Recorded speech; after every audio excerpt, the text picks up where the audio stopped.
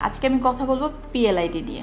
PLID যারা patient আছেন তারা দেখবেন যখন একজনের সাথে কথা বলেন তাদের কিন্তু ব্যথার ধরন এক এক রকম থাকে, কিন্তু তাদের এমআরআই রিপোর্ট কিংবা ডক্টরের কাছে গিয়েছেন, ডক্টর বলেছে আপনাকে পিএলআইডি। এখানে আসলে পার্থক্যটা কি?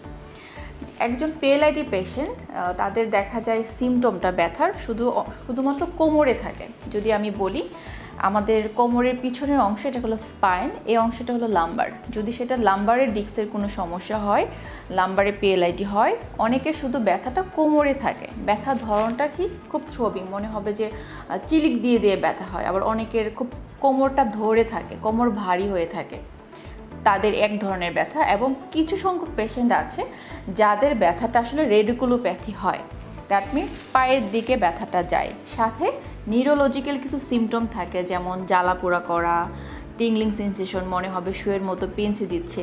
অনেকে তো মনে করে যে ব্যথাটা এরকম যায় যে পিঁপড়া হাঁটছে শিরশির করে। এই যে ব্যথার ধরন ডিফারেন্ট, এটা আসলে কেন হয়? তো যাদের আসলে শুধুমাত্র কোমরের পেছনে ব্যথা থাকে অথবা যাদের পায়ের দিকে ব্যথা আসে, রেডিকুলোপ্যাথি আসে, এখানে আসলে একটু ভিন্নতা আছে।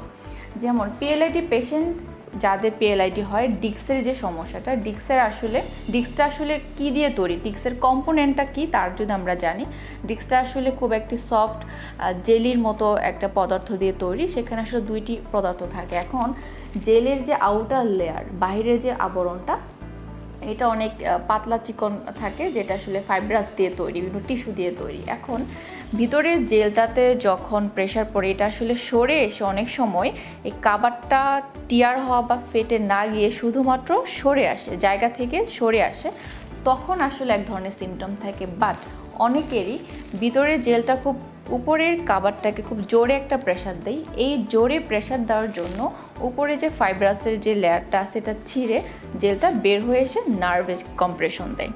এখন যখন নার্ভে কম্প্রেশন দেয়, তো নার্ভের কম্প্রেশনের কারণে মানে নার্ভের চাপের কারণে ব্যথাটা পায়ের দিকে যায়, এবং যখনই রেডিকুলোপ্যাথি শুরু হয়ে যায় এটাকে আসলে সাইটিকা বলে।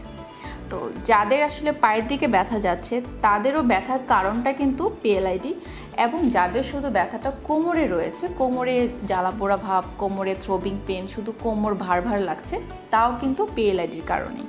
তো যাদের আসলে শুধু কোমরে ব্যথা অথবা পায়ের দিকে ব্যথা যাচ্ছে, তারা আসলে বিলম্বিত না হয়ে যে কি করব, তারা আসলে সঠিক ফিজিওথেরাপিস্টের পরামর্শ নেয়, তাহলে আপনারা আপনাদের সিমটম থেকে উপকৃত পেতে পারেন। ধন্যবাদ। আজকে ভিডিও পর্যন্ত। আমি ডক্টর সাথে বিদায় নিচ্ছি। আল্লাহ হাফিজ।